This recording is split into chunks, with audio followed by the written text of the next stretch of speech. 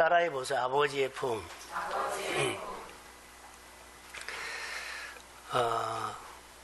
예수님의 교훈 가운데 포도나무 비유가 나와요.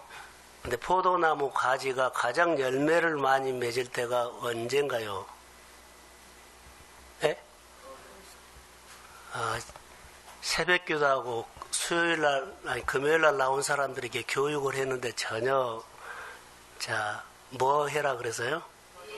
그러지요. 리액션. 나중에 해라, 먼저 해라? 할렐루야. 포도나무 가지가 열매를 맺을 때, 가장 많이 맺을 때가 언제요?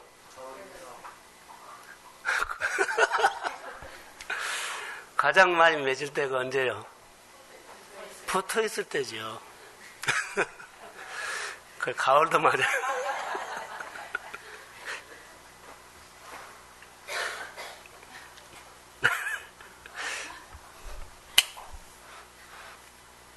이것을 보고 뭐라 그런 줄 아세요? 품이라고 합니다. 붙어 있을 때가 품에 있을 때예요. 그러면은 저를 보세요. 오늘 어버이 줄이에요. 속 썩혀 본 사람. 얌전하게 했지 말고. 다 속 썩혔죠. 오늘 탕자를 보면 내 모습이 기와니요. 기지요. 그럼 오늘 탕자가 효도한 모습이요, 효도 안 한 모습이요? 또 반응 안 하는 입을 벌려. 오늘 효도했어요, 효도 안 했어요? 아니, 탕자가 하는 짓을 봐요, 효도인가? 그러면 효도요, 효도 아니요? 오늘 어버이 주일날 왜 이 본문을 택했을까요? 제 눈에는 보인 것이 있어요. 오늘 탕자는 그 아버지에게 효도했습니다. 오늘 탕자는 아버지에게 효도했어요. 이제 본문 설교를 통해서 들어보세요. 자, 효도했어요. 큰아들이 효도했을까요? 안 했을까요? 또 입을 열어. 집에 있다고 효도가 아니에요. 집 나갔다고 아니라 따라해보세요. 아버지의 품. 결론을 탕자는요, 아버지 품으로 왔기 때문에 효도한 겁니다. 포도나무 가지가 붙어 있어야만 뭐가 와요? 열매가 있어요. 품에서 다 나와요. 자, 자녀는 자, 속도 섞이고 소리도 보고 망치기도 할 수 있고 그럴 수 있어요. 그러나 딱 하나, 품으로 오십시오. 이게 효도입니다. 돈 많이 벌어서 성공한 것이 효도 아니에요. 아버지 품에 있는 것이 효도예요. 우리는 품이란 건 소통이에요. 자, 우리 권사님과 안수 집사 한번 서보세요. 자, 일어서세요. 자, 혹시 내 자녀, 아들이나 딸이나 있지요? 있는데 하나님께서 오늘 나에게 100억을 줬어요. 그러면은 아들이나 딸에게 주지요. 이 자리에서 줄 수 있나요? 100억을 나한테 줬는데 자, 이제 앉으세요. 100억을 아무리 좋은 것을 받아도 줄 자녀가 없으면 그 100억은요 주고 싶은데 없어요. 어떻게 줘요? 반대로 우리는 내가 성공해가지고 부모님에게 효도하고 싶은데 부모님이 안 계셔요. 그럼 그 성공은 의미가 없는 거예요. 부모님은 기다려주지 않죠. 지금 역으로 말하거든요. 부모님은 우리를 기다려주지 않아요.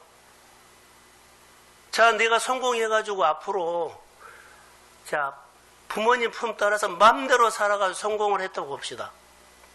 근데 내가 성공했을 때는 어르신이 안 계시면 그 성공 의미 없습니다. 지금 내가 자녀들에게 열심히 돈 벌어가지고 뭐 해가지고 자녀에게 물러주려고 그러죠. 오늘 하나님이 주신 이 자리에 내가 자녀에게 주는 이 자리가 자녀가 없으면 이것도 의미 없습니다. 말씀을 보면서 우리 인생을 구석구석에 역으로 한번 보세요. 우리는 한쪽으로만 보기 때문에 잘 본 것 같지만 잘못 볼 때가 많아요. 오늘 우리가 탕자를 보면 정말로 속 썩힌 아들이죠. 네 아들이 효도예요. 이 아들 때문에 아버지가 최고의 기쁜 날이에요. 이게 효도지요. 전도도 해야 되겠지만 하나님 앞에서 우리가 어떻게 살아야 하는 것도 해야 돼요. 저는 금요일을 설교를 하고 내 마음에 강력하게 온 것이 있어요. 또 어제 청년 예배를 통해서 강력하게 온 것이 있어요. 그래서 우리 집사람이 집에서 뭐라고 하는 줄 알아요? 설교하면서 은혜를 제일로 많이 받았나 봐요. 그래. 내 마음에서 늘 나오니까. 뭐냐면요. 먼저 하라는 겁니다. 리액션도 먼저 하나님께서 메시지 오면 먼저 해요. 다 다른 사람이 한 것 다음에 눈치 봐가지고 하는 거 그거 안 해요. 먼저 다른 사람이 하든지 안 해도 상관하지 않고 이 은혜와 이 축복은 하나님께서 나에게 주신 것입니다. 눈치 보지 않고 내가 아멘하고 반응하는 겁니다. 이걸 따라해보세요. 살리는 행동. 내가 살고 모든 사람들을 살려버리는 거예요. 저울질하고 계산하고 그게 아니에요. 그래서 성경에는 축복이 너무 많아요. 근데 여러 길 중에 한 길만 붙잡아도 우리 성도들이 정말 다르게 살 거라고 나는 믿습니다. 먼저 하십시오. 제 의미가 설교에 잘 이해가 안 되면 금요일날 설교와 청년 예배를 한번 설교를 들어보십시오. 저는 설교해놓고 정말 도전받았고 하나님이 우리에게 어떤 마음으로 있는가를 말라기서를 통해서 아침마다 알게 된 겁니다. 우리는 부모님께 효도하는 거, 성공하는 거 다 이론하죠. 이론 너무 많아요. 사업 잘하는 거, 인간관계 다 이론. 이론보다 더 중요한 거 있어요. 자, 병 고치는 거 이론이에요. 그런데요, 치료 받아버리면 이론 필요 없어요. 내가 오늘 잘 되면은 이론 필요 없습니다. 내 잘된 것이 답이요. 아무리 이론을 갖다 들이대고 이론을 갖다 들이대도 이론은요 나의 복이 아니요. 삶으로 말을 하시기를 소원합니다. 이 시대가 붕괴돼요. 지금 계속 가족관계도 붕괴, 또 경제도 다 붕괴. 다 빙산이 흘러내린 것처럼 이 시대에 다 불안하지요. 이 시대에 뭘 우리는 주고 싶을까요? 자녀들에게 정말로 부모로서 주고 싶은 거. 성경에는 아브라함은 자녀들에게 꼭 주고 싶은 거 있었어요. 앞으로 시대가 어떤 시대고 난 상관하지 않다. 분명히 부모로서 자녀들에게 후손들에게 주고 싶은 거 있었어요. 언약이었어요.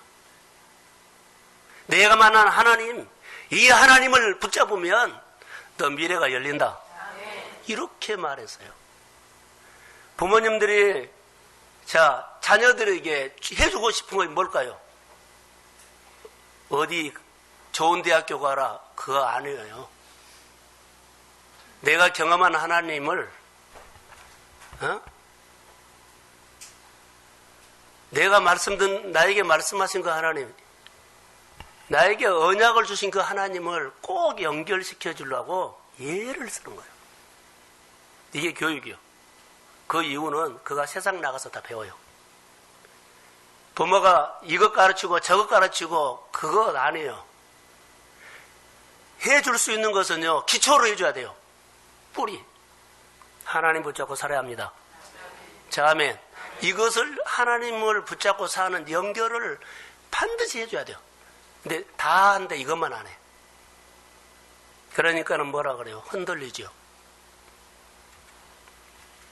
이렇게 불안한 시대에 여러분, 두려운 시대에, 미래 불확실한 시대에 문제를 해결할 수 있는 방법, 대안이 하나 있다면 저는 성경을 들이드리겠어요. 성경에서 누가 나온 줄 아세요? 이렇게 불안할 때, 가족관계가 흔들리고 삶이 흔들리고 생활이 흔들리고 다 흔들흔들해요. 지금 사업을 하더라도 좀 흔들려요. 앞으로 어떻게 될지 모르겠어요. 지금 장사를 잘 해도 앞으로 어떻게 될지 모르겠어요. 그러면서 지금 우리가 하고 있거든요. 근데 여기에 대한 흔들리지 않은 대안이 나와요. 성경에는요. 따라해 보세요. 아버지의 품. 하나님 품이에요. 거기서 모든 것이 시작돼요. 아버지의 품에 있으면 두려움이 없어지고요. 그때부터 형통이 열립니다. 형통이라는 단어 하나가 여러분의 메시지가 오면 나는 형통밖에 안 생각 안 나요. 아무리 어려워도 아무리 힘들어도 그 어려움이 들어오지 않고 나는 형통합니다. 잘 됩니다. 잘 되고 형통할지어다. 이 단어가 나를 꽉 잡아버리면요. 염려, 불안, 두려움이요. 우리 현실 앞에 너무나 많이 일어나도요. 그것이 나에게 메시지를 안 줘요. 나는 현실이 어렵고 아프고 힘들어도 나는 형통합니다. 누구로 인하여서? 그러죠. 아버지가 형통의 시작이에요. 내 형통의 삶을 가로막는 염려와 걱정과 기근과 어려움이 있다 할지라도 아버지의 형통을 막을 수 없어요. 이게 신앙이에요. 근데 그게 시작이 어디서요? 아버지 품에서, 하나님 품에서 시작돼요. 오늘 두려움과 실패와 좌절 속에서 헤매던 이 탕자야. 이거 사실입니다. 근데 아버지 품으로 돌아오면서 그가 회복돼요. 아버지 품에 돌아와서 머무른 것이 아버지 앞에 효도한 거예요. 너는 성공해서 입신 장면에서 좋죠. 그런데 부모님이 가장 좋아하는 것은요, 품에 있을 때요. 같이 소통하고 도란도란 이야기하고 이게 효도예요. 아버지 품에 있으면 얘 형통합니까? 여호와는 나의 목자시 내게 부족함이 자녀에게 부족하고 결핍된 것은 아버지가 다 채우십니다.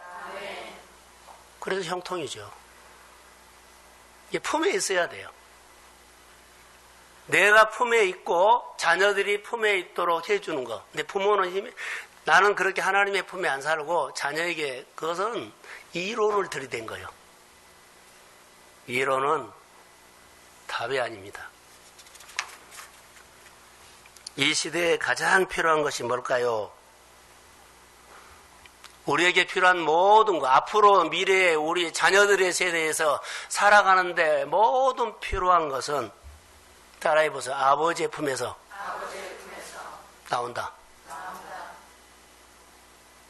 지금은 필요하지 않아도 앞으로 미래에 자녀 세대가 살아가는데 많은 것들이 필요해요. 어디서 나와요? 아버지 품에서, 하나님 품에서 나와요. 근데 내 자녀들에게 이것을 내가 연결시키지 않고 내가 알아요. 내 자녀 세대의 앞으로 미래의 모든 것은 아버지 품에서 나온다는 걸 나는 들었어요. 근데 이것을 자녀들에게 말해주지 않고 이 세상을 떠난다면 여러분 잘못한 거예요. 이거 말하고 가야죠. 나는 그분과 늦게 예수를 믿어서 그런 많은 것을 누리지를 못했지만 너는 예수 일찍 믿어서 내가 누리지 못하는 수만 배를 너는 아버지를 통해서 누리고 살아라. 이것이 해야 되죠. 언약입니다, 이게. 세상에는 이런 구조로 가지요. 다수하고 소수가 있어요. 근데 대개 보면 소수는 다수에게 동화되거나 흡수되어 버려요. 미국은 여러 민족들이 모여서 살죠. 그런데 거기는 그냥 유나이트라고 하죠. 합중국. 그런데 중국도 여러 부족이 모여 살아요. 근데 중국은 그렇게 말하지 않아요. 뭐라고 해요? 여러 다민족인데 중국에서 말한 것은 뭐라고 해요? 그들은? 예? 여러 소수민족이 합쳐서 중국이 지금 미국처럼 그런 나라예요. 예? 따라해보세요. 한족. 그냥 한족으로 그냥 묶어버린 거예요. 그냥 우리는 한족 그래버려요. 흡수한 겁니다.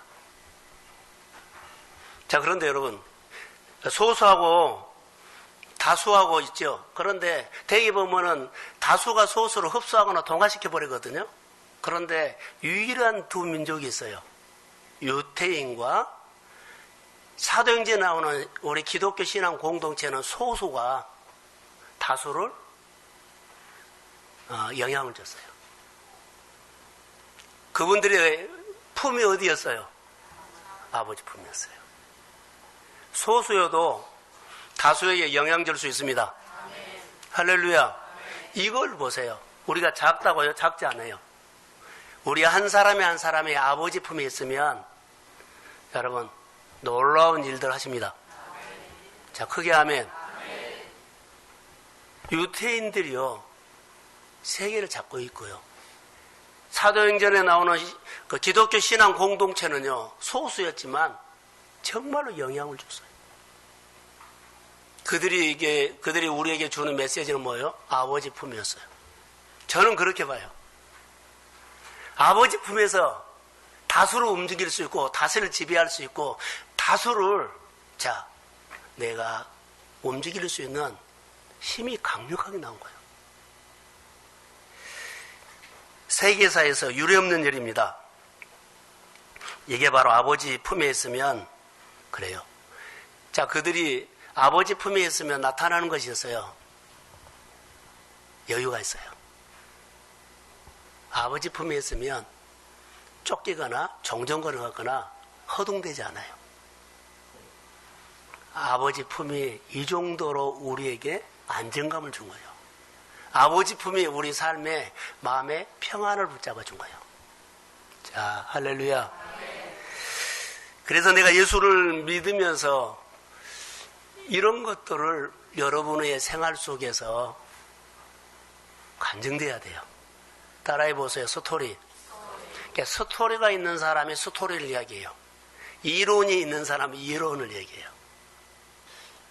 우리 모든 삶은 요즘은 지금 성령 시대거든요. 이론을 가지고 이론을 말하지 말고 삶을 통해서 스토리를 가지고 스토리로 하나님을 표현하십시오.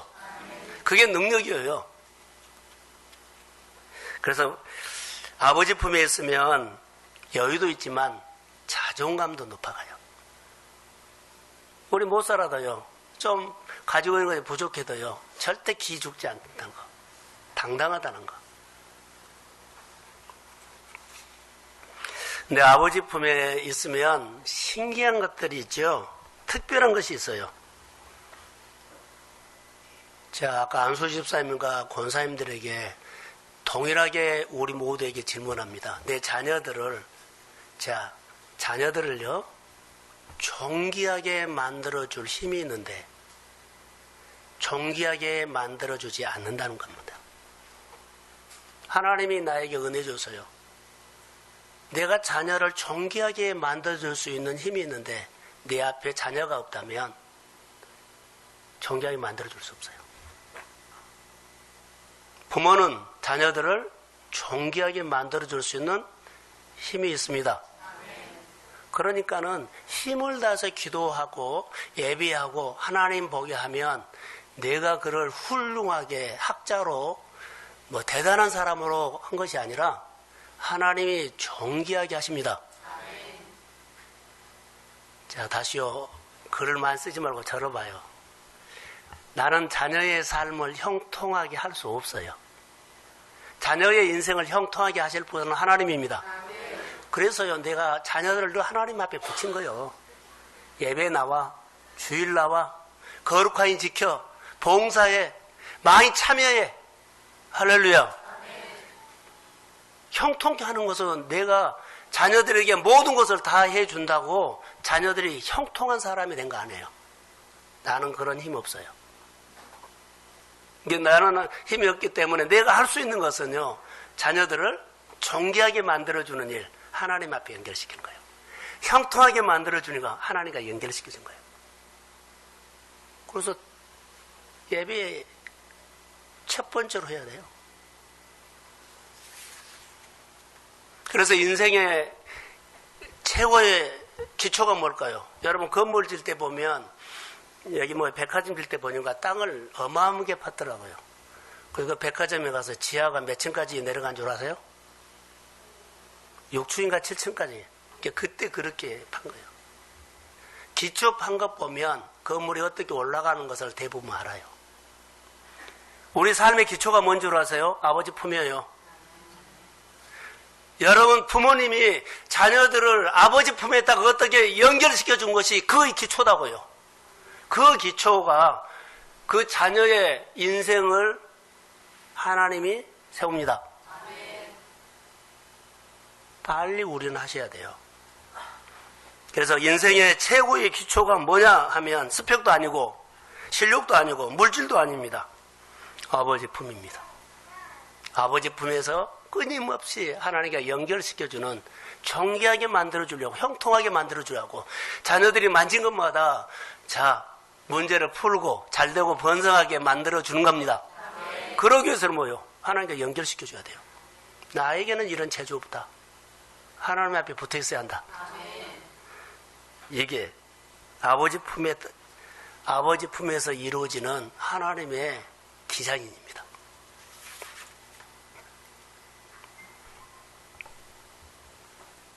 아버지 품에서는 다 살리는 일들만 해요. 세우는 일들. 그런데 오늘 본문에 보면 너무 재밌는 것이 하나 있어요. 21절 다 같이 한번 읽어봅시다. 자, 21절 시작.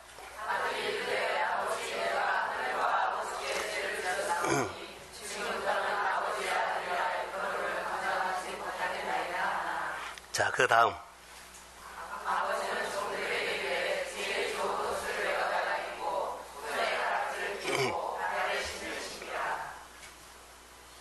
그 다음요.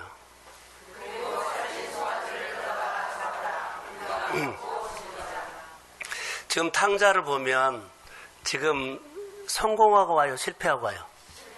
그런데 개선 장군처럼 아버지가 환영해 준다는 거. 난 보면서 아들은 실패하고 온 겁니다, 사실은요. 그리고 기가 팍 죽어갖고 오고 자존감이 거꾸로해서 아들이라고 말 나는 못하겠다는 거예요. 폭군이라고. 이 정도로 오는데 자 저를 보세요. 집에 가면 우리 가족들 보면 교회 안에서도요. 자 힘들어하는 사람들은요. 힘들어하니까 들어 올려줘야 되죠. 근데 아버지는 아들을 개선장군처럼 환영하면서 그가 알고 들어 올려줘요. 이거 안 보이세요? 이것을 봐야만 하나님이 보여요. 아버지만. 이것을 볼 줄 알아야만 이 탕자 비유에서 아버지가 그래서 탕자가 효도라는 것이 있다 나와요. 그리고 아버지 마음 아버지하면 맨날 그러죠. 이론 아니에요. 이거 해봐야만 내가 여기에 말을 해요. 이게 진짜예요. 진짜. 우리는 이론으로 오죠. 얼마 벌었냐 얼마 남겼냐 왔냐 안 왔냐 이래가지고는 이런 이론으로는요 안 세워집니다. 하나님 알아요? 몰라요? 이론 아닙니다. 아버지는 지금 이론이에요? 실제예요? 사실론 겁니다. 그래서 오늘 우리가 신앙생활 할 때 자 교회 여러 가지 일들을 합치면 사실로 해야 돼요. 있는 모습 그대로. 많이 하라는 것은 아니에요. 근데 먼저 하십시오. 이게 내 메시지요. 자 아버지는 모두가 아들이 돌아오면 이렇게 환영한다는 이론이요. 아버지의 마음에서 우러나온 거요. 이거요. 교회 와서 누가 다 예배 드리니까는 순서에 따라 하니까는 예물 드리고 교회 봉사하고 아니요. 이론 아니요. 마음에서 우러나오면 합니다. 이게 신앙이에요. 우리 가슴에 와 닿는 거요. 신앙생활을 이거를 이렇게 하셔야만 여러분들이 앞으로 그 크신 하나님이 그냥 우리가 이론이 있는 하나님이 아니다는 거예요. 책 속에 있는 하나님이 아니에요.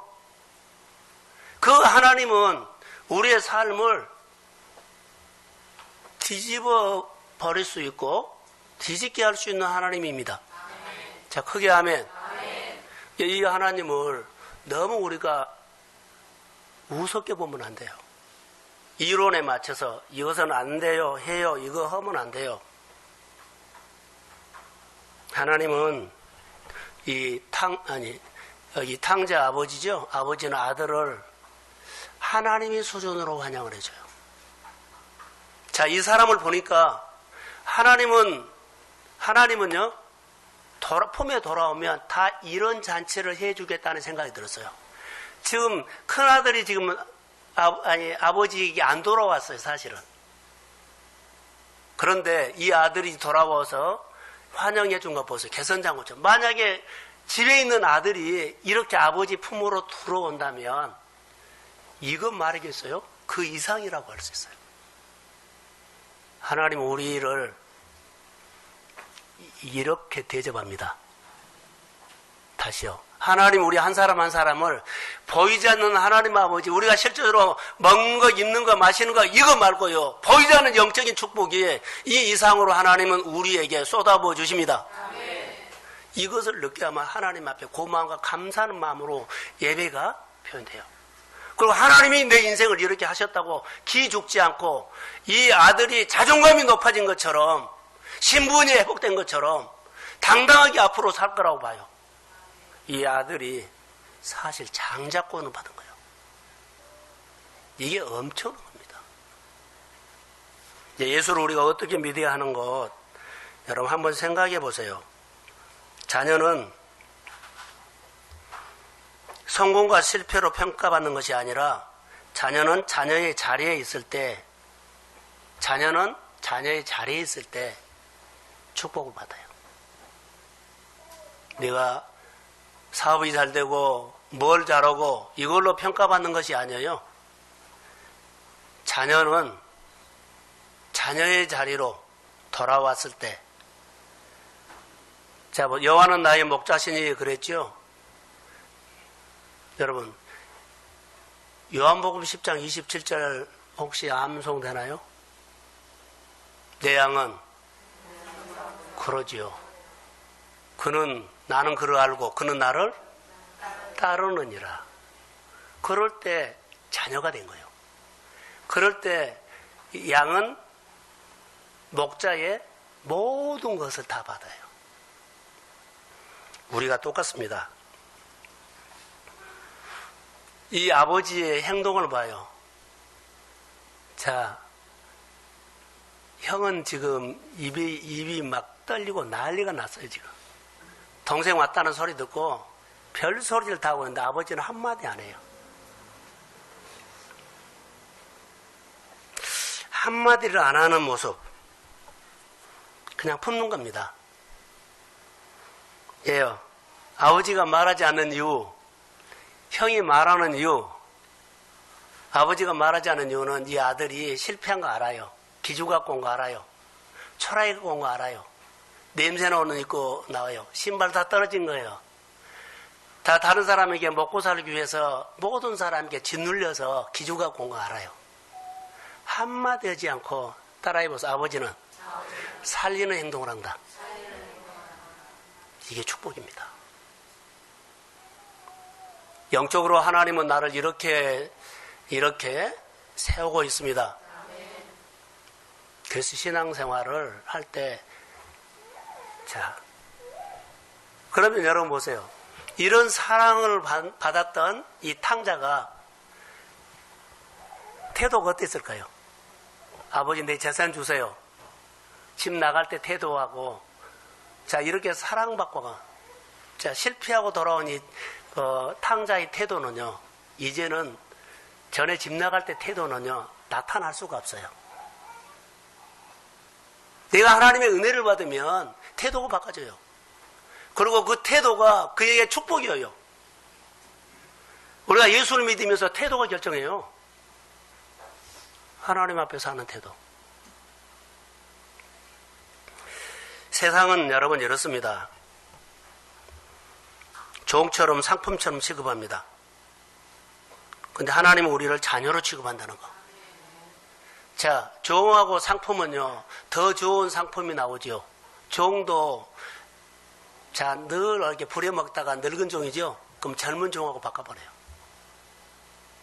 좋은과 상품은 그래요. 그런데 하나님은 우리를 누구로요? 자녀요. 제가 요즘 말라기서를 보면서 배운 것이 있어요. 이스라엘 백성들이 하나님 앞에 불순종했어요. 근데 그들의 행동을 하나님을 이렇게 취급하더라고요. 자, 이스라엘 백성들이 하나님 앞에 불순종하는데 그들이 하나님을 이렇게 취급했어요. 옆집 아저씨처럼 취급했어요. 내가 하나님 앞에 불순종하죠? 말 듣지 않죠? 안 듣죠? 옆집 아저씨처럼 해요. 순종하면 아버지로 취급해요. 내가 결정합니다. 내가 하나님을 옆집 아버지로 취급하느냐, 내 아버지로 취급하느냐, 내 목자로 여기느냐, 아니냐. 이것은 내 행동에서 이미 결정해 버립니다. 아무리 내가 말로 해도 필요 없습니다. 행동에서 이미 나왔습니다. 하나님의 은혜와 하나님의 복은요, 그 행동, 마음에서 이미 결정해요.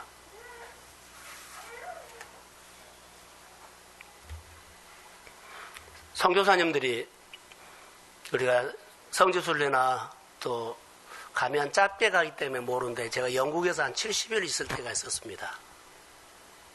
선교사님들이 같이 저희들과 가이드도 해준 분들이 한 3분이 바꿔줬어요. 한 20일씩.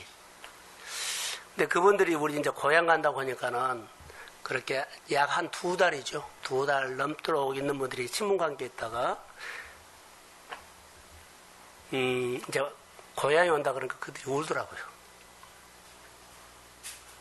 왜 울었을까요?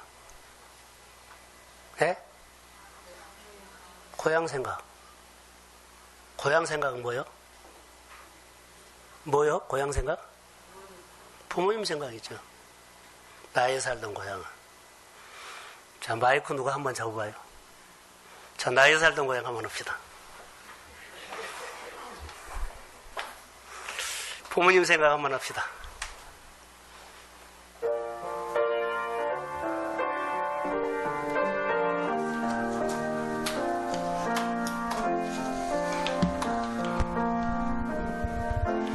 나의 살던 고향은 꽃 피는 산골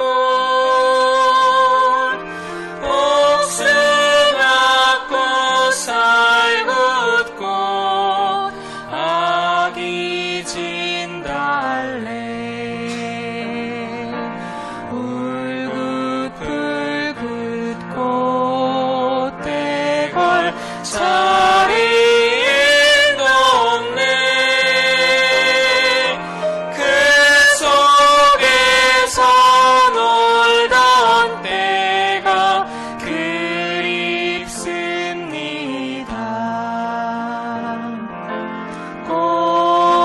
꽃동네 새동네 나의 옛 고향 파란들 남쪽에서 바람이 불면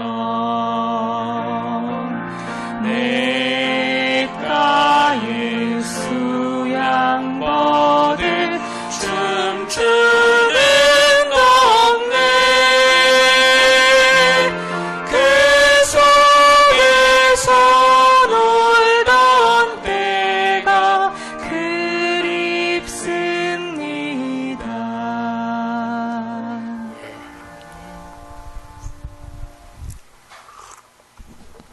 당자가요, 돈 다 떨어지고 기가 막힌 웅덩이처럼 돼지 치는 우리로 가서 그것도 없어가면 내가 줄여 죽는구나 했을 때 이 고향 생각이 났어요. 아버지 생각이 났던 거예요. 이런 생각하면 나야만 아버지 속으로 들어와요. 따라해서 철든다. 이런 생각하지. 내가 예수를 믿으면서 내가 죽으면 천국도 가요. 그런데 이 땅에 살면서 그 아버지가 주시는 어마어마한 축복들이 성경에가 풍성하는데 자, 우리가 굶어서 줄여 죽는 것처럼 우리가 생활하고 있다고 내가 보인다면 하나님 품 안으로 들어오십시오. 지금도 밥 못 먹으면 라면 끓여 먹지 하는 사고 이론 버리세요. 빨리 돌아오세요. 탕자가 지금 집 떠나서 대주우리에서 하면서 이 고향 생각한 거요. 아버지 생각한 거요. 그리고 돌아왔어요. 돌아왔는데 아버지가 다 해주지요. 근데 어떻게 아버지가 해줘요? 개선장구 한 것처럼. 돌아올 때 나는 아버지 앞에 이렇게 기죽어가지고 아버지 앞에 고개를 못 들고 어떻게 와요? 품꾼의 한 사람으로 와요. 근데 아버지는 전혀 다르게 온 거예요. 여러분, 내가 이렇게 살면서 힘들게 살죠? 근데 아버지 품에 돌아오면 지금 이렇게 사는 것은요, 이제 흔적도 없어요. 하나님 잘 되고 번성하게 합니다. 그래서 오십시오. 진짜 예수 믿는 것이 뭔가를 이 작은 교회에서 누리셔야 돼요. 이론으로 한 것이 아니라 생활로 자고요. 저는 이렇게도 생각해요. 만약에 탕자가 집에 이렇게 너무 배가 고프고 아버지 생각이 나서 집에 왔는데 형만 있고 아버지는 없으면 어떨까요? 아니, 말 좀 해봐요. 형만 있고 아버지가 없으면, 자, 형은 있는데 아버지가 없다면 어떡해요? 불행이죠. 빨리 아버지 품으로 오십시오. 아버지가 없고 형만 있다면 또 상처받아요. 다시 말하면 아버지가 있다는 것은 기회입니다. 아직 기회가 있다는 거. 오늘 이 말씀은요, 오늘 우리 모두에게 오늘 하나님께서 이 강단을 통해서 들려주는 메시지요. 자, 들으면 어떻게 하라고요? 어떻게 해요? 먼저 하라고요. 오늘 이 설교를 듣고 그러죠? 내 마음에 오면 먼저 하십시오. 성공은 뭐요? 먼저 하는 거예요. 내 삶을 아름답게 하는 건 뭐요? 말씀을 듣고 먼저 하는 거예요. 자, 아멘. 달라져요. 늘 여러분들이 뒤이기 때문에, 죄이기 때문에 그래요.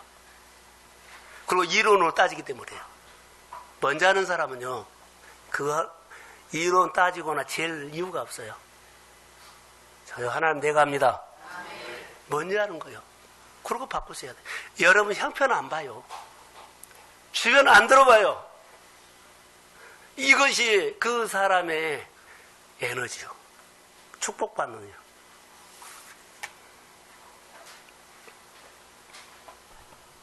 우리는 이렇게 생각합니다. 보세요. 적용을 하겠습니다. 율법주의는 자기 수준으로 의지하는 것이고, 자, 율법주의는 이론을 말하는 거예요. 율법주의는 자기 수준을 의지하는 것이고, 복음은 자기 신분을 의지하는 것이다. 자, 탕자에게 적용합니다. 신분이 뭐냐면 자녀지요. 탕자가 이렇게 말했습니다. 이제 아버지의 아들이라는 신분으로 나가지 못합니다. 자기 수준으로 나가요. 어떤 수준이요? 품꾼의 한 사람으로. 신분으로 나가야 되는데요, 자기 수준으로 나간 거예요. 자기 형편으로 나간 겁니다. 품꾼의 한 사람으로 나가는 거. 자기 수준으로 나가고 자기 형편으로 나가는 것은 아닙니다. 하나님의 자녀라는 신분으로 오십시오. 그래야만 메시지가 오면 뭐라고요? 먼저 하는 겁니다. 자녀이기 때문에. 자녀이기 때문에 하는 겁니다. 형편으로 오거나 수준으로 오면 아닙니다. 또 내 형편 보고 품꾼의 한 사람 보고 이런 구실을 붙여서 이것이 우리 교회 안에서 주 예수 그리스도 이름으로 사라질지어다. 아멘. 하나님은 오늘 우리에게요, 이 복받은 일에 우리 교회를 끼워 넣어 주려고 이 본문을 묵상해라고 하지 않았나 생각이 들어요. 이 설교를요, 난 본문 이렇게 할 줄 몰랐어요. 본문에 이런 비밀이 있는 줄도 몰랐어요. 묵상하다 보니까 아버지만 보였어요. 탕자가 효도라는 거, 효자라는 거. 아버지가 아들에게 실패했구나, 너 돈 어디다 썼니, 이런 말 하지 않고 잘 왔다, 어서 오라. 먼저 뭐요? 옷부터, 목욕시키고 신발부터 싹하고 잔치를 하죠. 이런 사랑, 이런 대접, 이런 환영, 우리 교회가 늘 해야 돼요. 여러분들이 늘 마음에서 하십시오. 먼저 하세요. 그게 축복이에요. 하나님의 앞에 해놓고 복 못 받은 사람 없어요. 근데 이론으로 하기 때문에 그래요. 다시요. 하나님 앞에 우리가 하죠. 이론으로 하기 때문에 복 못 받아요. 이론으로 하지 말고 그냥 하십시오. 누구로요? 동순교회 식구로. 다시 말 하나님의 자녀로. 부모님들은요 이런 생각을 해요. 내 자녀에게 먹이는 것을 계산해요, 안 해요?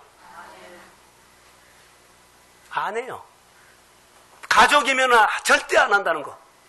내 가족이 먹은데 더 먹이려고 그러죠. 우리 교회 식구들이 서로 잘되게 하고 서로 세우고 서로 격려하는 거, 이거 따지지 말라는 거. 형편대로 하지만 어떻게 해요? 계산하지 말고 그냥 눈에 보이면 그냥 마음으로 하는 겁니다.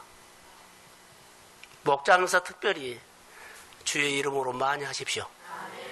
그러면 달라질 거라고 합니다. 자, 오늘 탕자가 돌아왔지요.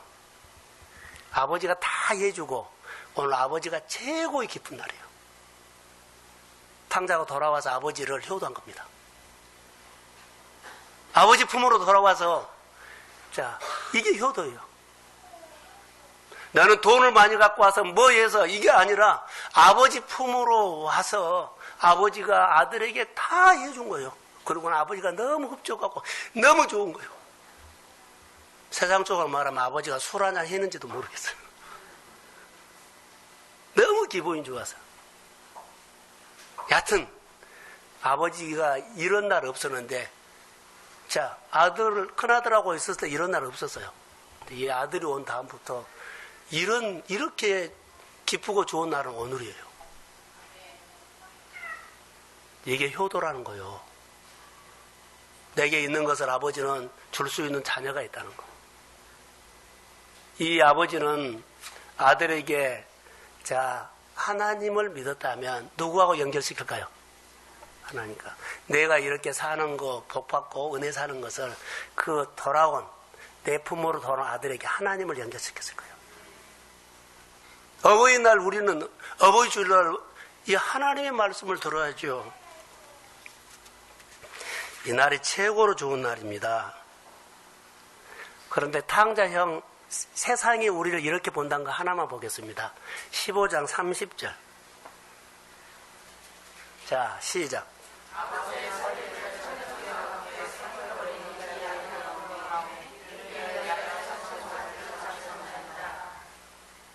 형은 이론으로 판단합니다. 아버지를. 아버지 실수하고 있습니다. 그 아들 돈 다 아버지 돈 낭비하고 했는데, 그리고는 성경에 보세요. 아버지의 살림을 창녀들과 함께 삼켜버린 이 아들이 돌아오매 이를 위하여 살찐 송아지를 잡았나이다. 그러지요.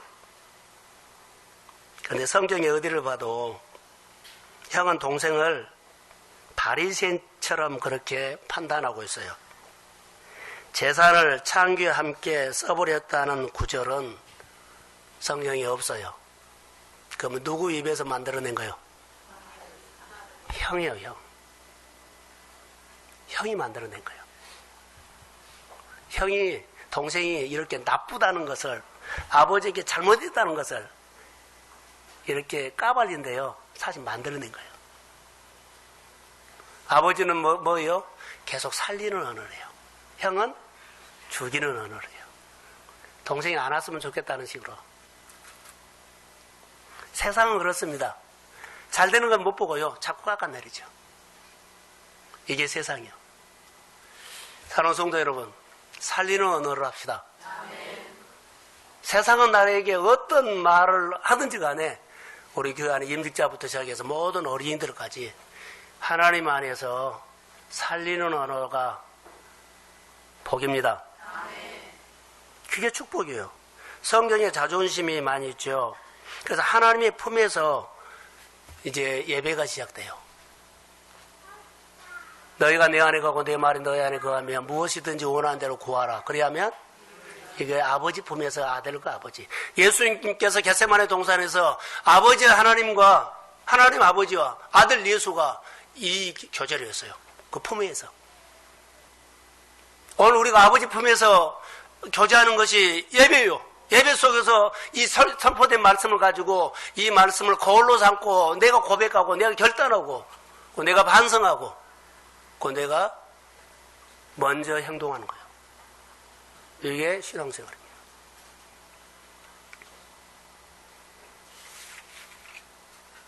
성경에서 본성 많이 나오죠. 아버지 품도 나오죠. 다윗 얘기라고 맞추려고 합니다. 다윗과 사울 얘기가 하죠. 사울은 똑같은 왕이었죠. 사울 왕, 다윗 왕. 근데 한 사람은 왕인데 하나님의 품에 없었고 한 사람은 하나님의 품에서 모든 것을 했어요. 다윗에 보세요. 품, 잘 듣고 잘 묻고 잘 따라하고 이게 품 속에서 일어나는 교제예요. 사울은 들었어요, 안 들었어요? 이게 품에 없는 거예요. 안 들은 거예요. 품에 있으면 들어요. 교회의 크고 작은 일들을 여러분 들어야 돼요. 이것이 내가 하나님의 품에 있다는 사실 증거예요. 자, 다윗 보세요. 다윗은 성경에 이렇게 나와요. 여호와께 묻자 가로되 여호와께서 대답하여 가로되 또 여호와께 또 묻자 가로되 여호와께서 대답하여 가로되 이 모습이 다윗이 하나님의 품에 있다는 증거입니다. 묻고 대답하고 묻고 대답하고 묻고 대답하고. 그런데 아버지 품에 있던 다윗이 어디를 가든지 점점 강성해졌다. 다윗의 짐은 점점 좋아졌다. 강해졌다. 다윗이 어디로 가든지 이기게 하셨다. 다윗이 하는 것마다 역사했다. 할렐루야. 다윗이 잘못했을까요? 안 했을까요? 엄청나게 잘못 많이 해요. 죄도 지었고. 그런데 내 마음이 합한 사람이라고 애를 했을까요? 품에 있기 때문에. 오늘 전체적으로 아버지에 대해서 할 말은 많이 있지만 시간이 그러네요. 아버지 품 속에서 우리가 있는 것들이요 얼마나 복이라는 것을 아셔야 돼요. 아버지의 품 속에서 우리가 신앙생활 하는 겁니다. 아버지를 떠나면 성공해서도 성공 아니에요. 아버지 품에서 모든 것이 이루어짐을 믿습니다. 오늘 아버지 품에 있으라는 이 핵심 메시지는요 오늘 효도로 말한 겁니다. 여러분 부모하고 부모 품에 떠나서 효도할 수 없어요. 절대로 효도 안 돼요. 효도가 이루어질 수가 없어요. 붙어있는 거, 품에 있는 것이 효도예요. 탕자가 아버지에게 너무나 많은 것을 해드린 거 하나도 없어요. 딱 하나. 자녀의 자리로 온 겁니다. 품. 자, 요한복음 4장 23절을 한번 띄워주세요. 자, 시작.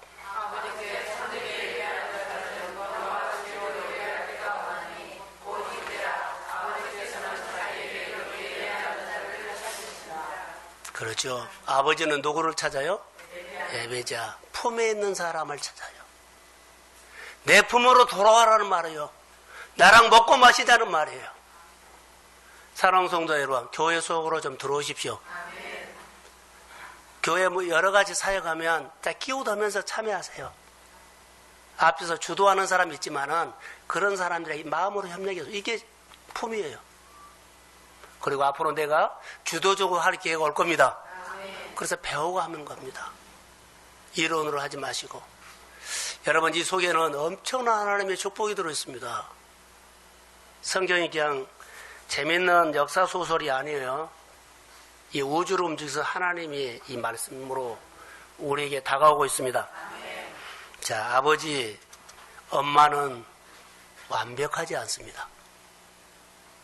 부모님들 완벽하지 않아요. 허물을 보지 말라는 거. 세상의 모든 두려움을 다 이길 수 있는 힘이 아버지 품에 있습니다. 교회 품으로 들어오십시오. 아버지 품으로 들어가라 이 말이에요. 오늘 우리에게 주는 메시지는 아버지 품으로 오라.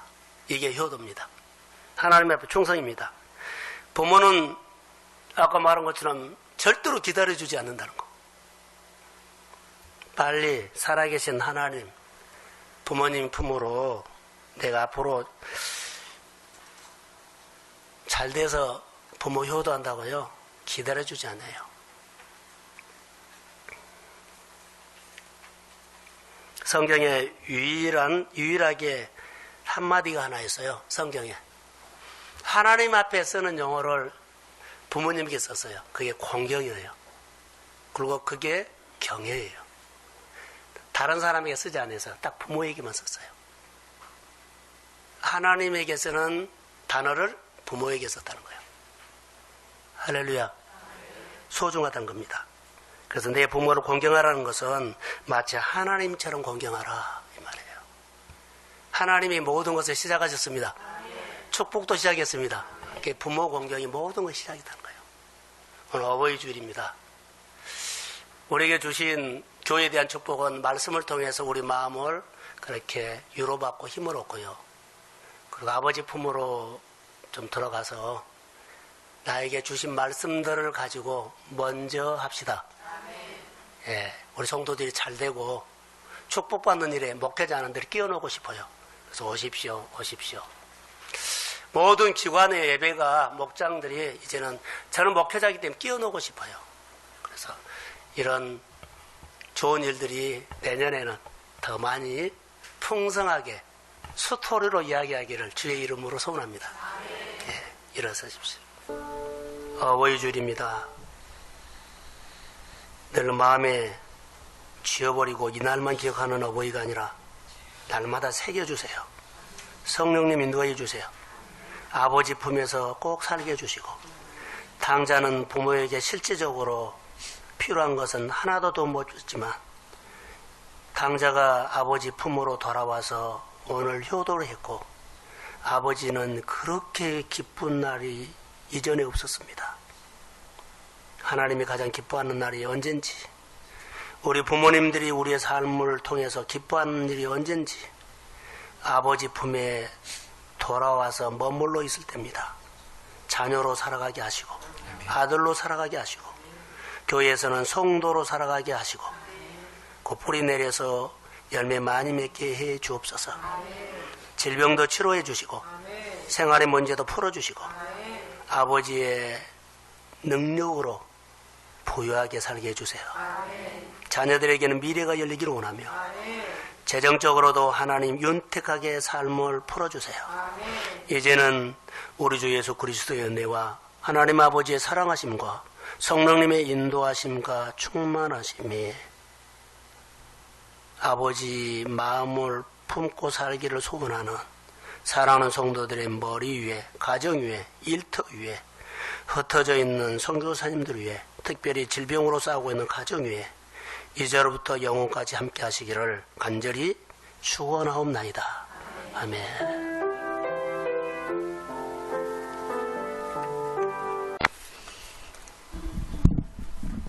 네, 5분 설교하겠습니다. 고린도 후서 2장 12절 16절 말씀입니다. 그리스도의 승리에 참여하라. 성공하고 잘되는 일에 자녀를 끼워넣고 싶은 것이 부모의 마음입니다. 자녀들이 하나님과 멀어지고 망가지는데 방치하면 안 됩니다. 자녀들과 주변 사람들이 나를 볼 때 나는 어떤 사람입니까? 매일매일 교회에 가는 사람입니까? 아니면 직장에서 일만 하는 사람입니까?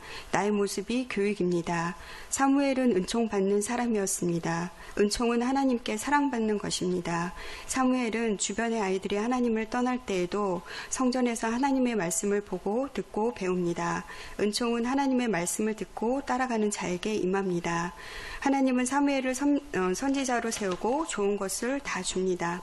하나님의 메시지를 듣고 행하면 믿음의 근육이 만들어지고 이것을 하나님은 쓰십니다. 내 자녀들이 나를 보고 무엇을 배울까요?